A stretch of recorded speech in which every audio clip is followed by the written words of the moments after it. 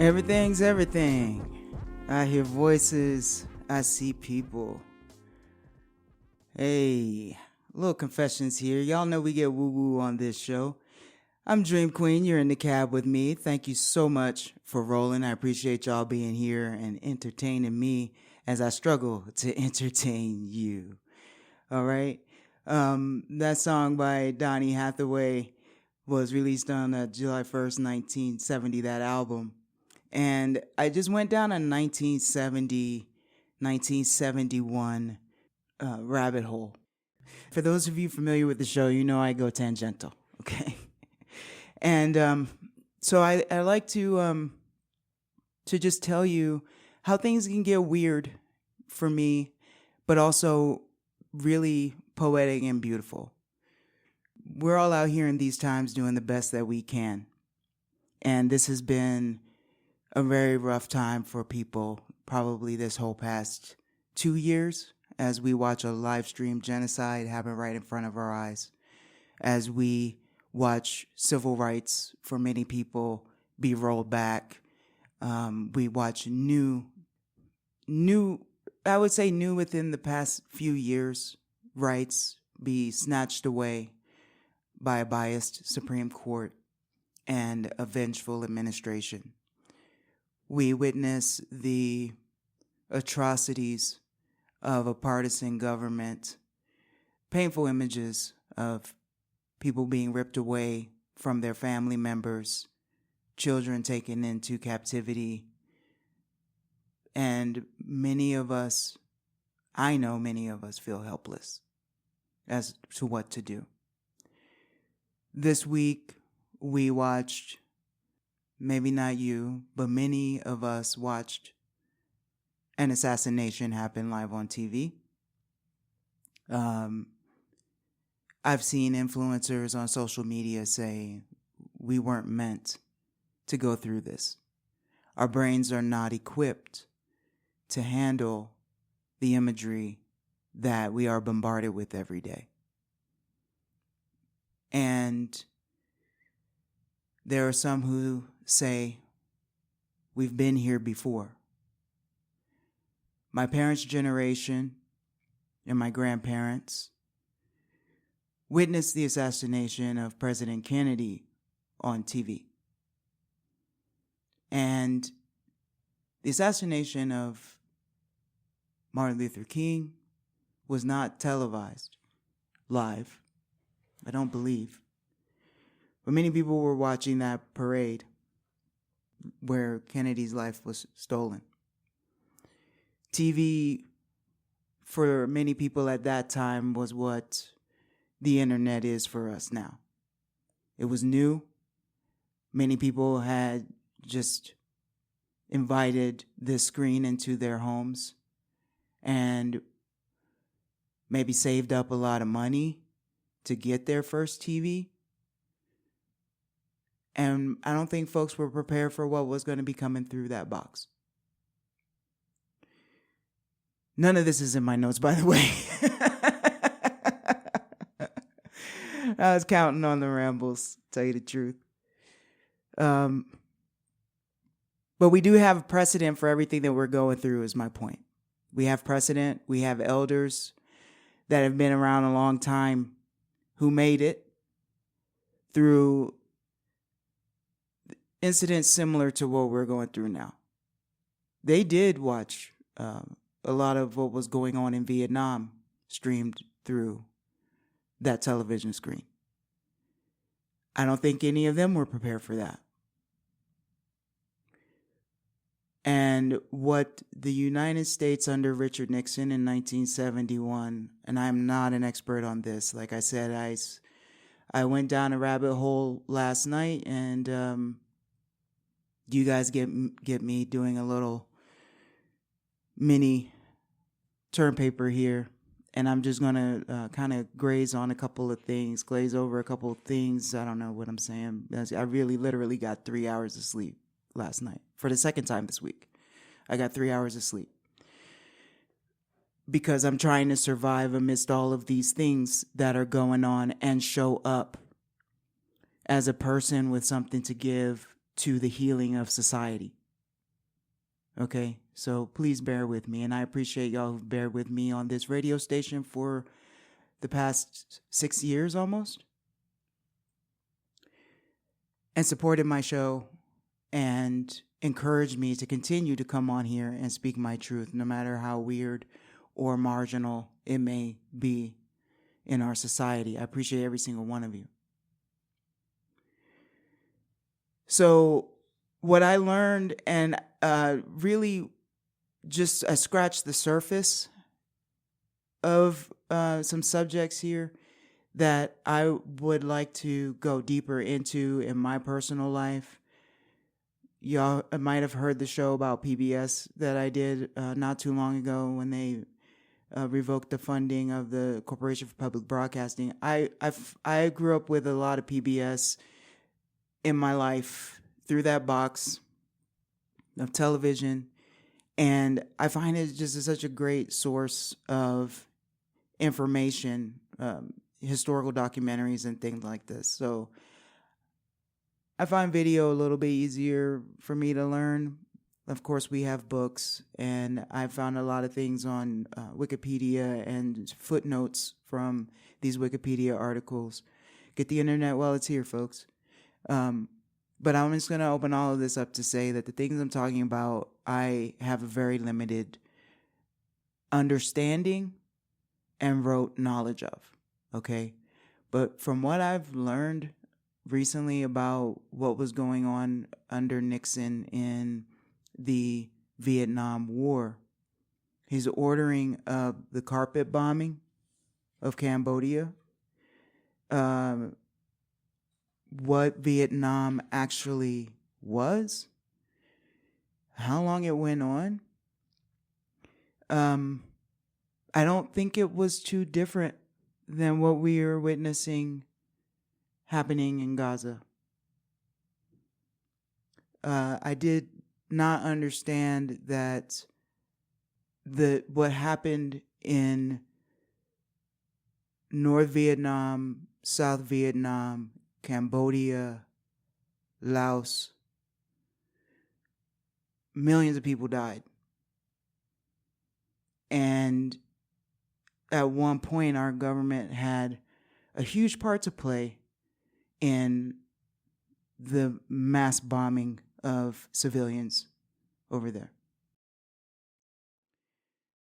America lost about 58,000 troops, but the casualties on the Vietnamese side and the Cambodian and Laotian side, much higher, over between 1 and 3 million people. So the inklings that I get in comparing history of the civil rights movement, the anti-war movement of the 60s and 70s, there's the thread there. It feels like we keep doing the same stuff over and over again. And maybe it's not that we're doing the same things over and over again, but that these wars aren't finished. I think that's what I came to in the wee hours this morning, is that, and I've said it kind of before, you know, genocide is a solution because you really don't want the people that you're trying to suppress to continue fighting for generations. So they inflict the cruelty part to scare folks into submission. They show it all to us so that we dare not resist. And then when the killings happen, the atrocities are committed, they get to wipe out and take over the land and not have any opponents. But again, they haven't won yet. And I ain't get real down talking about this stuff. I can get real down talking about this stuff. This is a new segment. It's called Did You Know? Okay, so I'm not preaching or teaching. I'm going with the Did You Know? Did you know that all those people died in Vietnam and Cambodia and Laos? Did you know that the Vietnam War is referred to by the government of Vietnam officially as the resistance war against America to save the nation? And that footnote comes from an article in USA Today by Edward Miller called Vietnam War Perspective, The Unreconciled Conflict.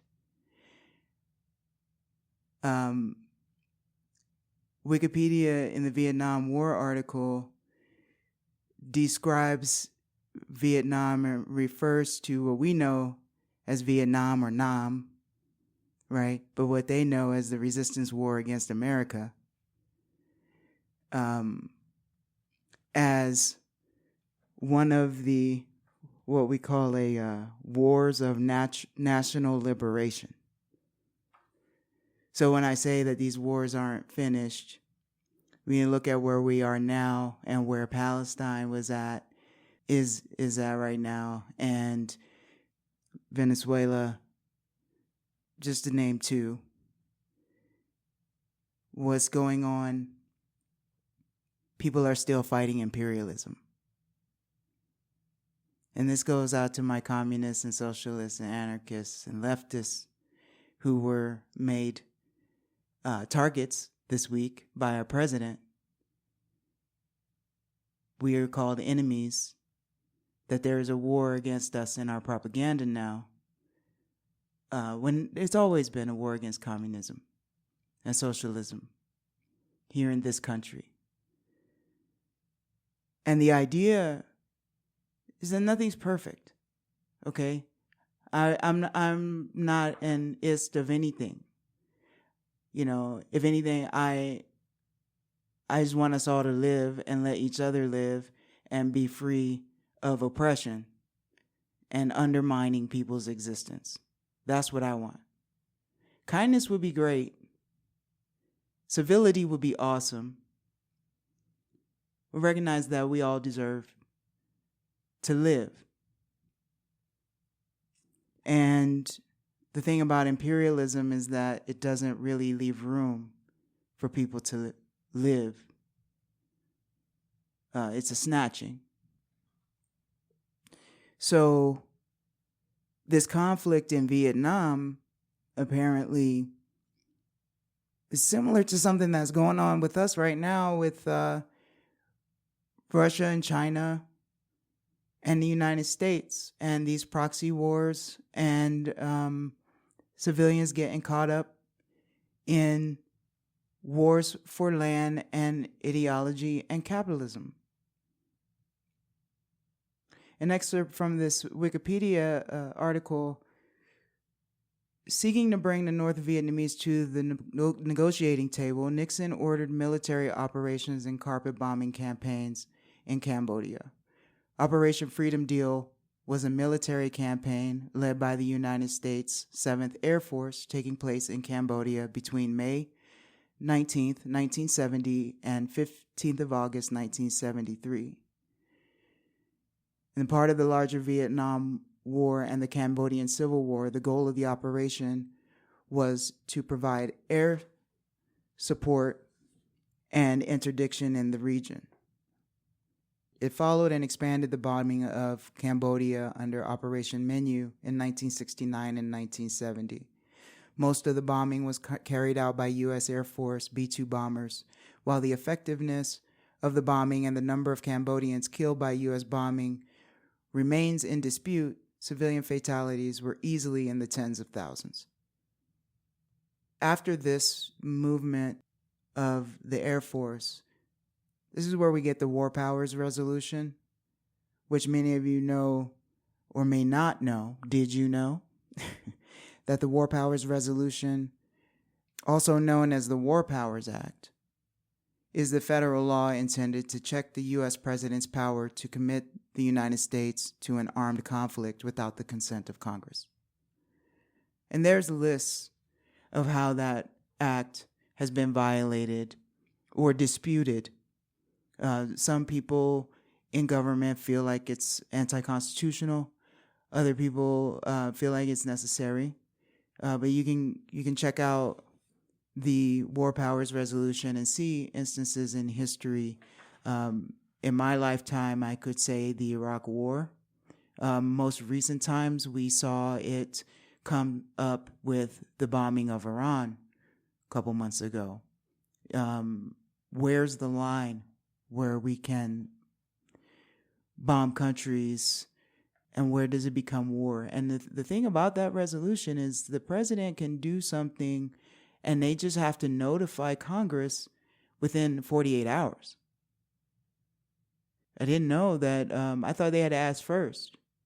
But I guess that would be too many leaks in the system. You know, we're seeing a lot of leaks these days, but they can do a thing and then go back and work that out. It's really interesting.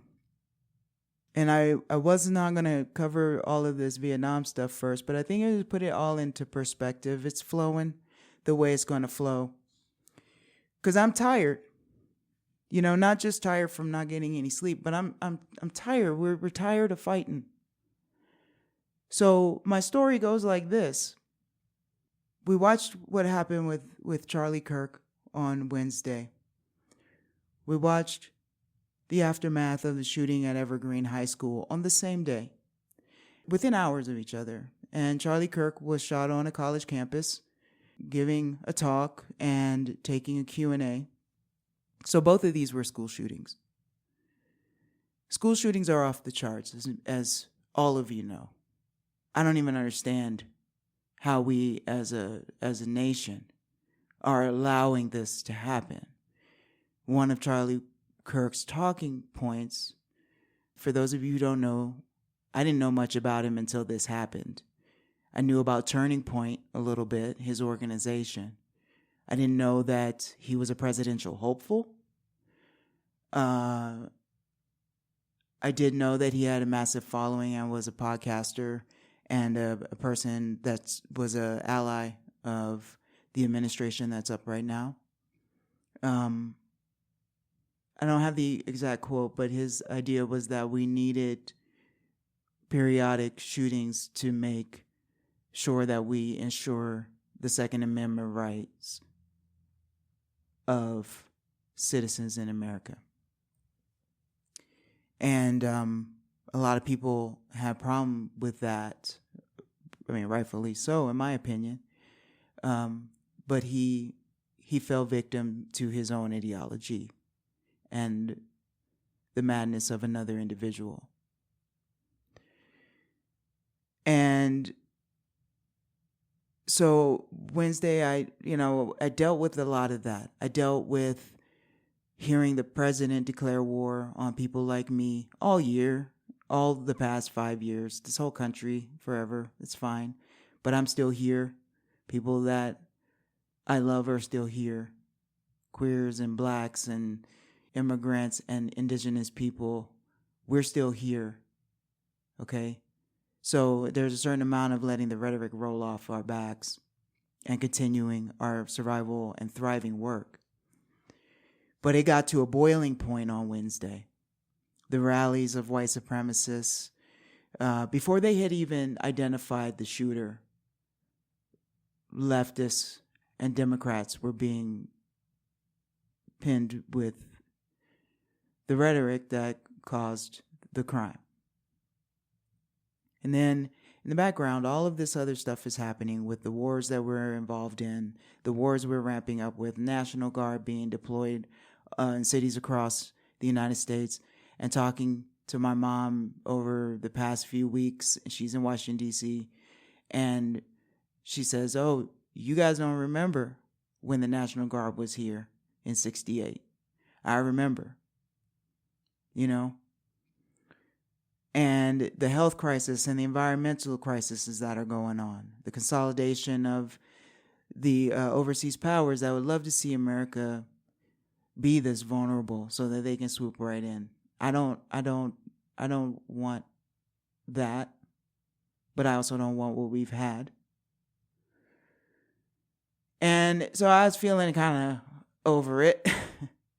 Back to Wednesday. it was a rough day. And I went to bed at 4 a.m. and I woke up at 7:30 because I had things to do. So that was my other 3-hour day of sleep. And I get dressed on Thursday morning, after doing a brief scroll. I'm getting dressed. And there's a shirt that I have that a blessed family friend, relative had given me. And it's Marvin Gaye. And it's just Marvin Gaye's face. And it just says Marvin Gaye on it. And I could never really fit the shirt. It never really sat right on me. And I said, I'm going to try it on. I've lost a couple pounds. Let me see if it fits. And I put it on and it was perfect. And then I thought, I don't want to wear this today. And a voice came in my head and it said, wear it Saturday. And I said to myself, okay, I hear voices. So I said, all right, I'll put on something different. And I went out in the world and I didn't feel any better. Talked to a couple homies. Didn't really feel that much great. And I went back home and I'm on my own and I was sort of spiraling a little bit. And I was like, I don't listen to enough music. I do, but I don't. Not lately. And it's like music always makes me feel better. Music is medicine. And I thought I need some soul music. I need something. And I thought of that Marvin Gaye shirt. And I was like, what's that song? What's that song? Right? Rockets, moonshots. Spend it on the have-nots. Make me want to holler. And I looked it up and it was Inner City Blues. I was like, oh yeah. There it is. And I put it on. And then I get down to thinking, as I do. I was like, I wonder what was happening for Marvin Gaye. Like, why this shirt I had never really ever worn came to me like this. And so I put it in a search and I thought, Marvin Gaye, death and birth. And boy, oh boy, I knew some of the circumstances around his death. But I had somehow forgotten that he was murdered by his own father the day before his birthday. That was April 1st. His birthday was April 2nd. Forgive me, the year escapes me at this moment, but it wasn't September. Sometimes I look for anniversaries. And I got down that rabbit hole of that tragic story, which is another reason that I read the domestic violence PSA earlier, because domestic violence is not just spousal. It's anything that goes on in the home between members of the household. And so I said, well, it's not that. Let me look up Inner City Blues. And then I saw that Inner City Blues was released on September 16th, 1971, which is 3 days from now. And I thought, wow, there it is. That's what the voice was trying to tell me. Here's the anniversary of this song by this person that all just popped into my head. September 16th, that's 3 days from the show. I didn't have a guest. I didn't know what I was going to talk about anyways. So here we are. And I started to learn more about the album, What's Going On, as this is playing in the background. I put the album on, I let it play while I was doing my searching. And I saw that the story of What's Going On, which I don't really play on this show very much because I feel like it's overplayed. Well, why is it overplayed? Because it's so freaking relevant. This album is so freaking relevant. And it is recorded in that seamless... well, number one, it was recorded within a few weeks because of the backstory, as you'll learn. But it's one of those albums that one track just goes into the other, into the next like this. And is so beautifully produced. And I didn't know that... Let me just read this to you. Did you know that Ronaldo Benson of the Four Tops inspired Marvin Gaye to write about political themes and social change in his music? This is another one from Wikipedia. Ronaldo Benson was traveling in Berkeley, California with the Four Tops on May 15th, 1969. And they witnessed an act of police brutality and violence committed on anti-war protesters who had been protesting at Berkeley's People's Park. That event is later termed Bloody Thursday. And Benson reportedly told author Ben Edmonds, "I saw this and started wondering what's going on. What was going on? What is happening here?" And one question led to another. Why are they sending kids far away from their families overseas? Why are they attacking their own kids in the street? And so they got back to Detroit, and he got together with Al Cleveland and composed a song based on his conversations of what he had seen in Berkeley.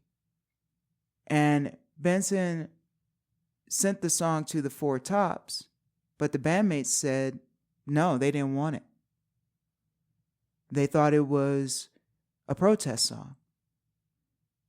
I said, "No, man, it's a love song about love and understanding. I'm not protesting. I want to know what's going on." So one day, Ronaldo Obi Benson from the Four Tops and Marvin Gaye are out playing golf. And he told Marvin Gaye about the song and played it for him on his guitar. And Marvin Gaye thought it would be perfect for the originals. And Benson, according to this article, eventually convinced Marvin Gaye that it was his song. And so Marvin Gaye said, "Okay, can I get partial writing credits?" And Marvin Gaye embellished it in his own way. And he did a great and beautiful job with it. And it was recorded over a few dates in June and July of 1970 and really reached its completion September 21st, 1970. And when it made its way to Motown's executive director, owner, founder, Berry Gordy said no.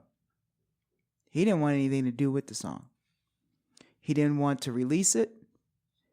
He thought it was too jazz influenced. He said that it was too political. He said to Marvin Gaye, "Marvin, don't be ridiculous. That's taking things too far," doing a protest record. You know, the whole concept of the What's Going On album was really important to Marvin Gaye because his brother, because of everything he's seen, because of everything he'd been through as a black person in this country, what he was conscious and aware of, aka woke, conscious and aware, awakened to. And also his brother served in Vietnam. And he was very moved about the letters and the stories that his brother had shared with him. There's a quote from a Rolling Stone article, or a quote from Marvin Gaye that was featured in a Rolling Stone article called 500 Greatest Albums of All Time, Marvin Gaye, What's Going On? I believe that's from 2012. This article quotes him saying, "In 1969 or 70, I began to reevaluate my whole concept of what I wanted my music to say.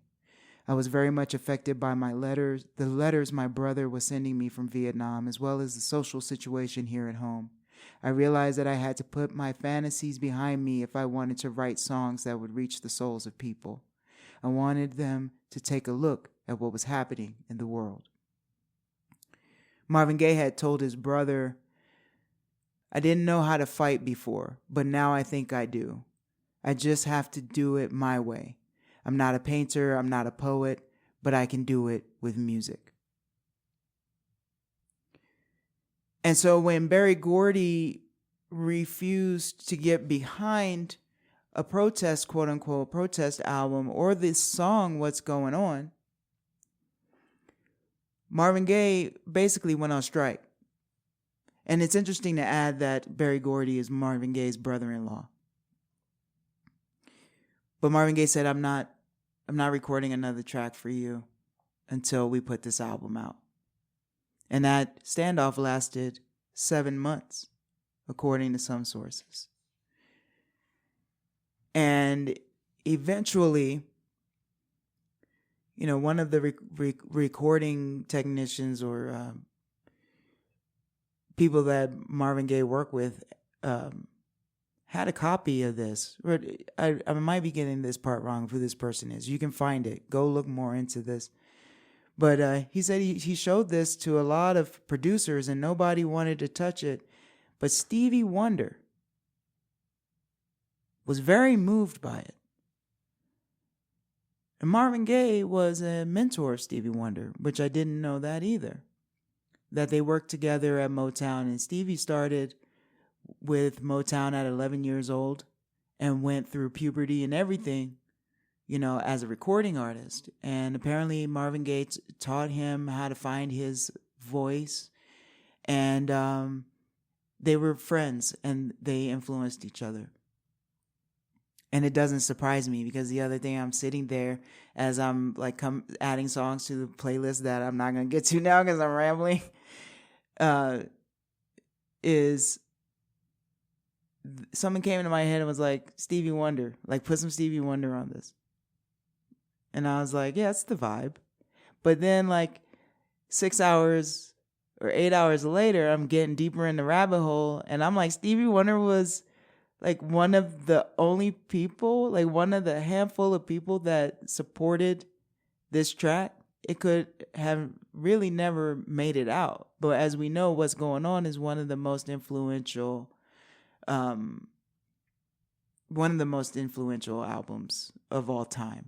Is really, it allowed a lot of artists, when you start going through playlists and Billboard singles and things like that, you'll find out that a lot of artists didn't make what we consider to be political songs.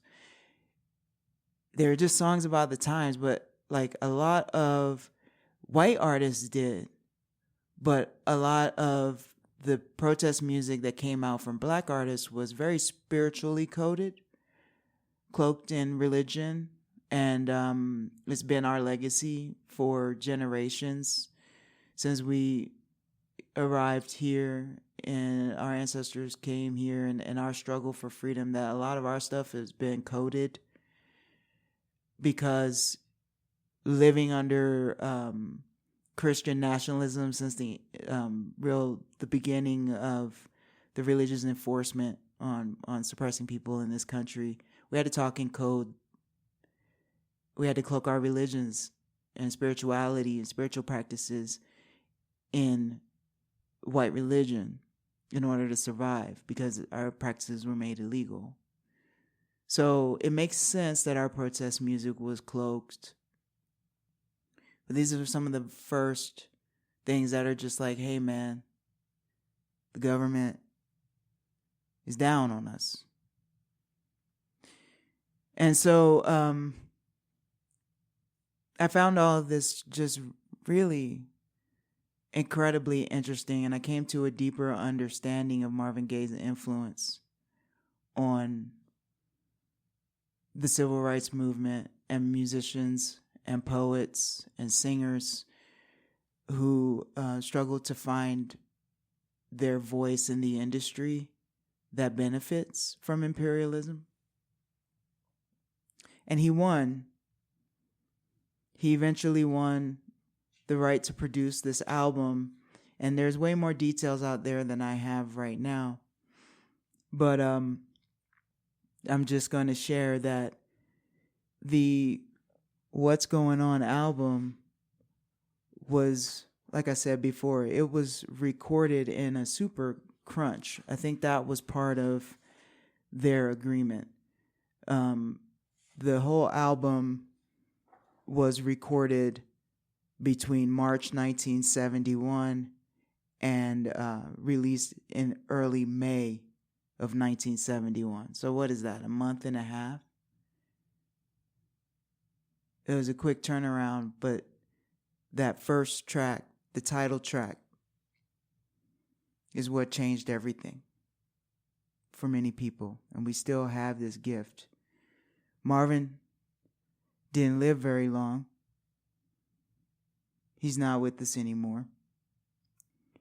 But his spirit is here. Because I'm sitting there reading all this stuff, and I'm listening to this album, and I said out loud to the room,